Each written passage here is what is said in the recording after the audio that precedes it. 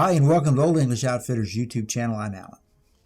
So today is January 22nd. Now, for those of you who may not be aware of it, the SHOT Show, the Shooting, Hunting, and Outdoor Trade Show, big outdoor show, big gun show, all that is underway in Las Vegas this week. And of course, just before the SHOT Show and during the SHOT Show is when manufacturers bring out all their new stuff for the year. And one of the hot new items for this year has been 22s. There are several people who have come out with new 22s for the year, kind of a popular thing. Of course, 22 ammo is a lot more available than it was. Still pretty cheap compared to everything else. So everybody's coming out with them. And one of the really hot ones is this, the Glock G44 22 long rifle. You've probably seen some stuff on it already. And we got a pretty good number of these in within the last couple of days, and they've been selling pretty hot. $359.99, not a bad price. I could almost tell you that this is a Glock. It's a 5th generation Glock with all of the refinements that the 5th generation guns carry. I could set it down and walk away, and you'd probably have enough information right there if you're familiar with Glock pistols to operate this thing. Because just like all the other Glocks, it works exactly the same way, disassembles exactly the same way, all of those things. But there are some small little differences, and we'll talk about it. We shot this pretty nice little gun. I don't know how many rounds we shot. We didn't shoot a tremendous number because we don't have lots and lots of ammunition to just expend for that purpose. We did see a couple failures to fire, ammunition related, not related to the gun. Ammunition related stuff, dead rounds. Because one of the things that I did was I got this box of ammo that we had back there in our file. And it's just a mixed bag of 22 long rifle stuff. I saw some Stingers. I saw some Remington Golden Bullets. I saw some lead nose stuff. I don't know what that was. I know when we shot it, some of them I'm sure were standard velocity rounds, just the way they felt. Just grabbed a handful of those, loaded magazines, and started shooting. It ate them all. No trouble at all. Out of that batch, I think we had one round dead primer. That's the ammunition. Rimfire ammunition has its limitations, as most of you know. But the gun ate it all fine, shot just fine. Sights are pretty well regulated sight. The rear sight on this is adjustable, and it comes with a little tiny screwdriver to help you with that purpose, to turn those little screws in there, move it left, right. So it is adjustable within some range. This gun is physically the same size, same footprint as a Generation 5 19. Generation 5 19, G44. Gen 5 features. The latest Gen 5 features. Some of you know, and if you don't, we'll tell you, Glock has modified their Gen 5s just a little bit over when they first started bringing them out. This one has, this is a 19 Gen 5, slick front slide, and you've got that cutout at the bottom of the magazine well. Their purpose being if you had a stuck magazine, you can reach in there and rip it out, okay? The newer Gen 5 guns do not have that. This has the newest Gen 5 feature. It doesn't have the cutout. And the other Gen 5 feature improvement that it has is it's got front cocking serrations.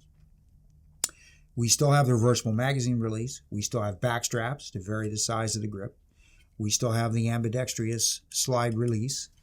So all the same features as the other Gen 5s. The sights on this are plastic. We mentioned that the rear sight is adjustable. The slide is polymer, plastic, with some metal reinforcement on the bottom. Obviously, they have taken great pains to make sure that the slide mass and the recoil spring tension and all that is properly adjusted to work with a pretty wide range of 22 long rifle ammo. Just for fun, we stuck a few of the CCI quiet rounds in this. Now, they run at like 700 feet per second. We knew they weren't going to operate the slide, and they didn't. But you could manually cycle the slide and still operate them, still shoot just fine. So you just have to manually operate it. We knew those weren't going to. But the standard velocity stuff, the mixed bag of stuff we had worked fine. Somebody mentioned the other day, are sights going to be replaceable for this? Well, probably. I would presume they will be. However, keep in mind, this is a polymer slide. So if you replace this with metal sights and you start pressing this metal sight back here and it ends up being too tight, you might cause issues with where you press it into the slide. So we don't know how that's all going to shake out yet. I'm sure we'll find out as time goes on. Something to keep in mind. if you take this apart, it takes apart just like any other Glock, just like a Gen 5 19. Same thing. Make sure it's empty and safe, of course. Do that with anything, right?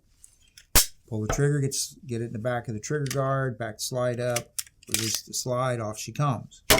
You have the same exact components that you would have with a Generation 5 pistol, 19, 17, whatever. Same exact components. Excuse me. Frame, slide, barrel, recoil, spring, and guide. The only real difference is this is a lot smaller because it's 22. Slide obviously is very lightweight, comes with the break-in grease inside, just like the other Glocks do. If we compare these two frames, they look to be virtually the same because they're almost the same. Now somebody's going to ask the question, can you put the 22 on the 19 frame, or can you swap these things around?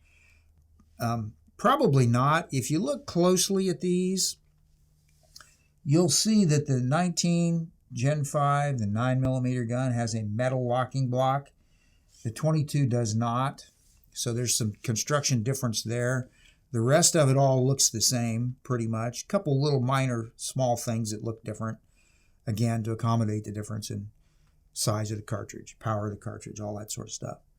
But fundamentally, you got the same sort of setup here.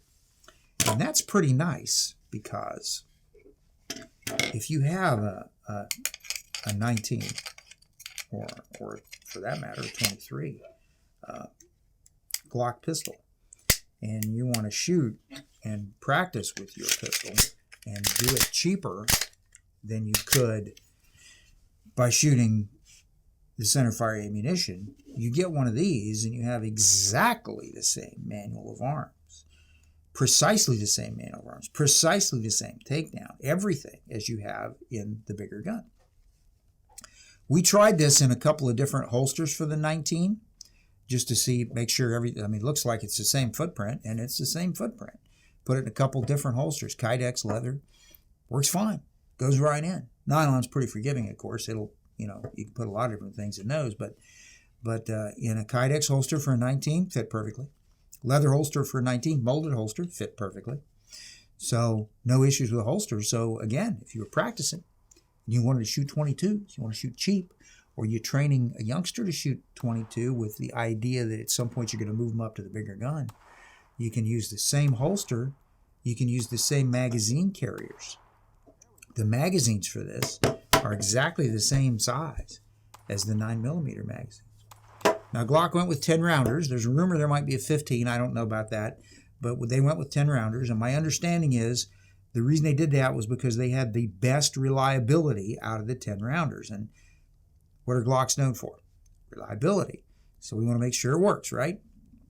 This has tabs, like most 22s, on both sides of the magazine, so you can pull the follower down. Something that was kind of interesting about the magazine, I thought. When you pull the follower down, you can see it, there's a little cutout right there. The rims of the cartridges drop right in there, so they drop right in really easy. But there's a little tab here at the front of the magazine, and when we put it in the gun, I was looking at it kind of closely. That tab lines up precisely with the feed ramp that goes up into the barrel. So that tab helps feed that round out of there nice and straight, so it doesn't wobble or go left or right or up and down or anything like that, which obviously contributes to reliability. Gen 5 floor plate, you need to clean the magazine, take it apart just like you would a Gen 5 magazine. Of course, it's got the cutout all the way around. So, and again, the magazine release on this is reversible, just like it is on the other Gen 5s. So it doesn't matter which side it's on. The magazine's still going to engage it correctly, properly. Pretty neat little gun.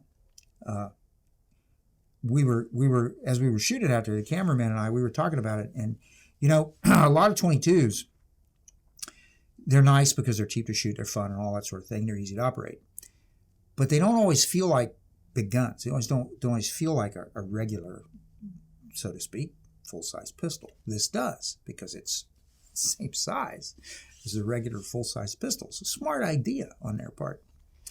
Glock says that they put like 1.2 million rounds, all kinds of different ammunition, through these things when they were developing them to ensure their reliability. Well, it sure looks like they got it, because this thing works really, really well. The weakness with any rimfire, especially 22 long rifle rimfire, is always the ammunition. You know that. This seems to work with a pretty wide range of stuff. I mean, we had a pretty mixed bag of stuff there, and it worked just fine. So pretty forgiving in that regard. That's a good thing. But remember, with any 22 long rifle, you've always got, especially bulk stuff, you're always going to have potential primer reliabilities. That's ammo. That's not the gun. So you'll have that occasionally, and there's really no way around that. Would this be a good defensive piece if a 22 was all you could use? Yeah, I think so. It doesn't rack too bad. It's not as easy as a Smith & Wesson M&P 22 compact. Not that quite that easy, but it's still not bad. You got a compound recoil spring in there again. They've balanced this. They've done the physics to balance this so it works with a wide variety of things. So it wouldn't be a bad choice for that purpose, within the limitations of primer reliability and rimfire ammo. If that's what you're going to do, stick with like CCI mini mags or the very best quality 22 long rifle you can get, and be prepared to clear malfunction just in case it occurs. Again, it's more ammo than it is a gun, particularly right here with this. We've got these. We've been selling a few of them right away. They're going to be a hot item. There's no doubt about it. Nice little 22 pistol. If you just wanted a 22 pistol, you didn't have another Glock, good choice. Right now it's a Glock. It comes with the same things other Glocks come with, right? You get a hard case, you get 2 magazines, you get a clean rod, a brush, get that little tiny screwdriver I was telling you about for that rear sight. The normal construction components that go in there, instruction manual, all that sort of stuff. Neat little pistol. We had a lot of fun shooting it. I think it's going to be a really top seller for them. I know of at least 1 or 2 people that I've talked to that have full-size Glocks, and they like to use a 22 to practice with. Well, right here's the answer to have one. So you're using exactly the same format, holsters, everything, just like we mentioned. So pretty good little deal. So, again, recap. It's a Glock, period. Works just like the others. You'll like it. Okay, that's all I got for this right now. Well, there'll be some footage on here of us shooting this thing. Thanks for watching. Check us out on Instagram. Come visit the store, Old English Outfitters, Tip City, Ohio. We are on Facebook. Let us know what you think. Let us know if there's something else coming out that you're interested in seeing. We're trying to look at some of the new stuff coming, and if we can get our hands on it, get a little tabletop look at it. Okay? So, I'm Alan for Old English Outfitters. Thanks for watching. Until next time, we'll see you later.